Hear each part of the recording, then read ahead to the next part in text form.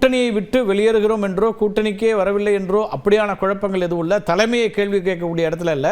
ஆனால் அதிமுக அப்படி இருக்கான்னு ஒரு கேள்வி அவர் வைக்கிறாரு. அப்போ குழப்பம் இங்கே தானே அதிகமாக இருக்கு அப்படிங்கிறாரு. இல்லையா, கூட்டணியோ குடும்பமோ எதுவாக இருந்தாலும் குழப்பம் என்று ஒன்று இருந்தால் நிச்சயமாக தெளிவு என்கிற ஒன்று நிச்சயமாக பிறக்குங்க. ஏன்னா குழப்பத்துல எது தெளிவாக தான் முடியும்.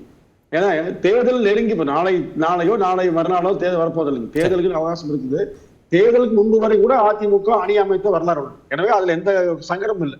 நீங்க திமுகவுக்கு அவசியம் உண்டு. ஏன்னா தங்கள் கூட்டணியிலிருந்து யாரும் வெளியேறிவிடக் கூடாது என்பதை தெளிவாக்காங்க. தமிழ்நாட்டு மக்களை பொறுத்தவரையில் அவனுக்கும் குழப்பம் இல்லை. 26 யார் ஆட்சிக்கு வேண்டும், 21 யாரெல்லாம் எதை செய்வோம் என்று சொல்லி ஆட்சி வந்தார்களோ அதை செய்ய தவறிட்டாங்க. இப்ப 2000 கூட எடப்பாடியார் கும்மிடிபுண்ணில பேசும்போது சொன்னார், அதாவது வாக்காளருக்கு அளித்த வாக்குறுதி எதையுமே நிறைவேற்றாத முதலமைச்சர் ஸ்டாலின் சொன்னார்.